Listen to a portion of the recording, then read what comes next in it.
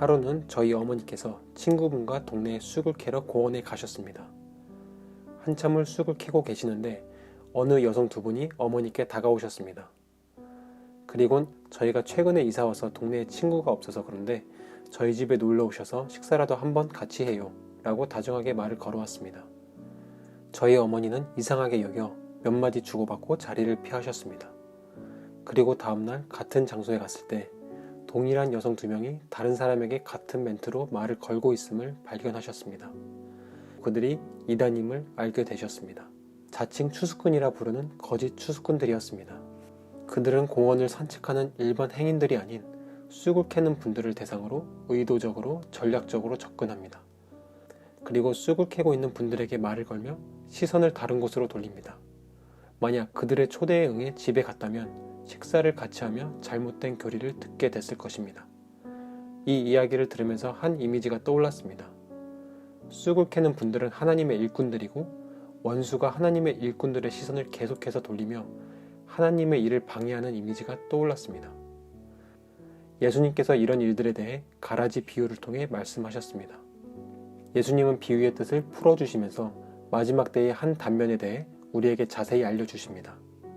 이 땅에 예수님께서 오셔서 하늘나라의 자녀들을 심어 놓으셨습니다.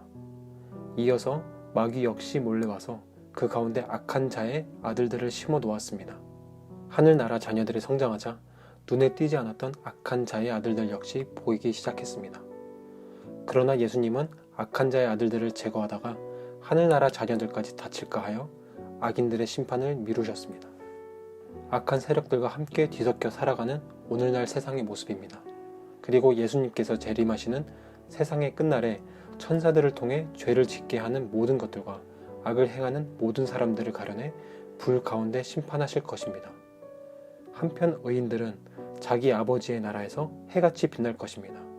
이것이 마지막 때인 지금을 살고 있는 이 세상의 실체이며 다가올 날의 실체입니다.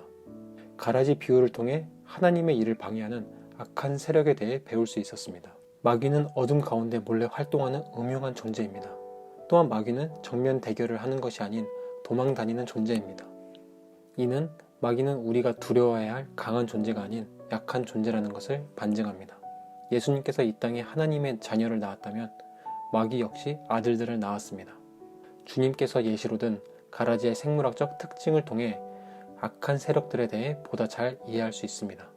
가라지는 밀과 보리의 성장을 방해하는 독보리로 불리며 열매는 심한 구토와 설사, 현기증을 유발하고 뿌리는 밀과 엉켜 있어 가라지를 뽑을 때 밀까지 뽑히게 됩니다. 당시 근동에서는 적에 대한 보복 행위로 상대방의 밭에 가라지와 같은 잡초를 뿌리기도 했는데 밀이 주식이었던 그 지역에서는 법으로 금지될 만큼 악한 행위로 인식되었습니다. 가라지는 생장 초기에 밀과 흡사하여 구분하기 어려워 가짜 밀로 불리기도 합니다. 어느 정도 밀이 성장해야 가라지와 높이가 달라져 식별이 가능하게 됩니다. 이를 통해 마귀를 섬기는 자들의 특징을 알 수 있습니다. 그들은 생명을 방해하기 위해 하나님 백성을 진리로부터 멀어지게 하는 미혹하는 자들입니다. 아프리카가 한국의 이단 단체로부터 위협을 받고 있다는 소식을 듣고 아프리카에 진출한 한국발 이단들을 연구하는 일이 있었습니다. 그리고 아프리카에서의 이단들 활동에 놀라게 되었습니다.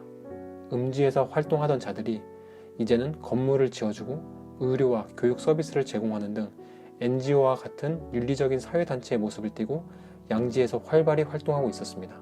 또한 막대한 자금력과 조직력을 바탕으로 여러 나라의 종교, 정치 지도자들과 관계를 맺으며 입지를 굳힌 후 포교 활동을 하고 있었습니다. 또한 일부 이단에서 가르치는 말씀은 일반 교회와 매우 유사하여 이단인지조차도 분별하기 어려운 경우가 있었습니다.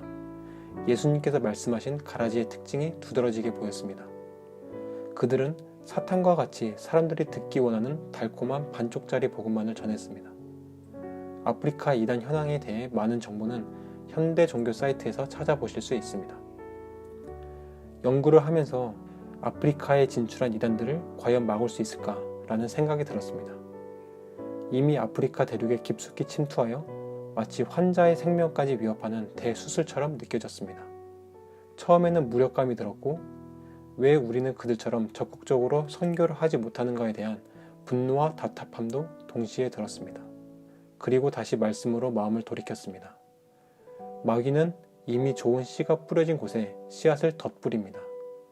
따라서 이단이 있다라는 뜻은 달리 보면 이미 그곳에 말씀이 심겨져 있고 성도들이 성장하고 있는 지역이다 라고 볼 수도 있습니다. 또한 이단은 우리가 대적해서 싸워야 할 대상이기도 하지만 실상은 주님께서 이미 마귀와의 전쟁에서 승리하셨고 그들은 심판만을 남겨놓은 상황인 것입니다. 무력감이 들 필요가 전혀 없었습니다. 무력감이 든다면 초롱성 같아 보이는 거짓된 겉모습에 오히려 속는 것이었습니다. 주님의 진짜 관심은 가라지 제거가 아닌 미래 성장과 추수에 있는 것처럼 우리의 관심을 이단 제거에서 현지 교회 성도의 성장과 성숙에 두어야 함을 느꼈습니다. 그래서 대수술이 아닌 예방과 치료로 방향을 잡게 되었습니다. 중보 기도를 통해 그리고 아프리카 현지 종교 지도자들에게 이단에 대한 정확한 정보를 알리고 교육하는 것이 무엇보다 중요함을 알게 되었습니다. 그리고 선교팀과 함께 특정 이단 정보를 알리는 포스터와 자료들을 불어로 작성하여 아프리카 선교사분들에게 보내게 되었습니다. 아프리카가 거짓 복음으로부터 보호받을 수 있도록 기도 부탁드립니다. 이단을 연구하면서 깨달은 점들이 있습니다. 교회가 세상으로 나가 세상에 필요한 양식을 주지 않을 때 양떼들은 목자를 잃고 원수에게 도둑질 당한다는 것입니다.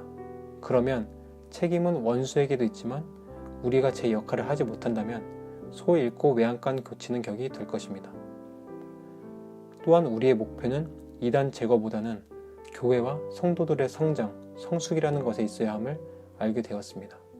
자칫 그들의 논리에 휘말릴 수 있겠다는 생각에 정신이 번쩍 들고 내가 먼저 온전한 복음으로 재무장되어야겠다는 생각이 들었습니다. 마지막으로 우리의 시선을 다른 곳으로 돌리는 것은 비단 이단뿐이 아니라는 생각이 들었습니다. 교회를 다니면 을의 이단을 경계하게 되지만 세상이 제공하는 하나님을 대적하는 내용을 담은 미디어, 교육 등에는 쉽게 노출되고 무방비적으로 수용되기도 합니다. 마태복음 24장 11절 13절 일부 말씀입니다.